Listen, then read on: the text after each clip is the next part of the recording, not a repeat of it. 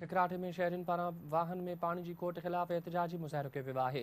शहरिन पारां एहतजाजी मुज़ाहिरो करे नारेबाज़ी कई वई आहे। शहरिन जो चवणु आहे त वाहन में पानी न हुअण सबबि ज़मीनूं बंजर ऐं चौपायो माल मरी रहियो आहे। तव्हांखे ख़बर ॾियूं पिया, टिकराटे में शहरिन पारां वाहन में पानी की खोट के ख़िलाफ़ एहतजाजी मुज़ाहिरो कयो वियो आहे। शहरिन पारां एहतजाजी मुज़ाहिरो करे नारेबाज़ी कई वई आहे। शहरिन जो चवणु आहे त वाहन में पानी न हुअण सबबि ज़मीनूं बंजर ऐं चौपायो माल मरी रहियो आहे।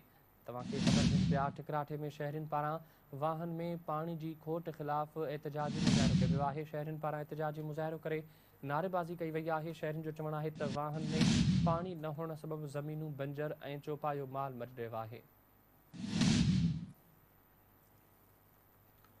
टिकराटे में शहरिन पारां वाहन में पानी की खोट खिलाफ एहतजाजी मुज़ाहिरो कयो वियो आहे। शहरिन पारां एहतजाजी मुज़ाहिरो करे चौपायो माल मरी रहियो आहे।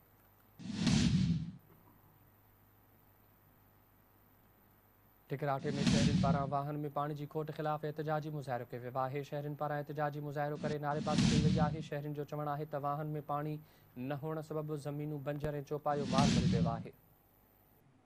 तफ़सील मालूम कंदासीं। मजीद महर लाइन ते मौजूदु आहे। मजीद, वाहन में पानी की खोट खिलाफ एहतजाज कयो वियो आहे, छा तफ़सील आहिनि?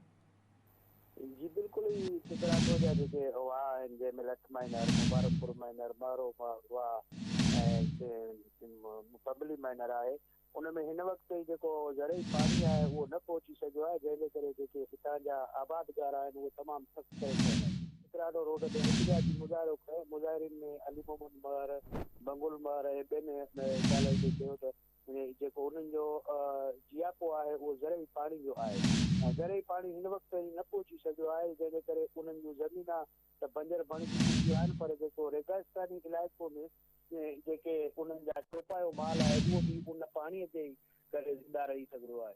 पर हिन वक़्तु पाणी उन्हनि जो चौपायो माल पिणु मरी रहियो आहे, पर जेका हुकूमत या आपाशी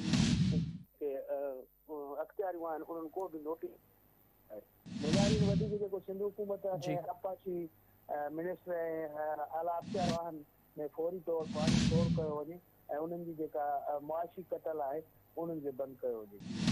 ठीकु आहे मजीद, महिरबानी मां तफ़सील ॾिना।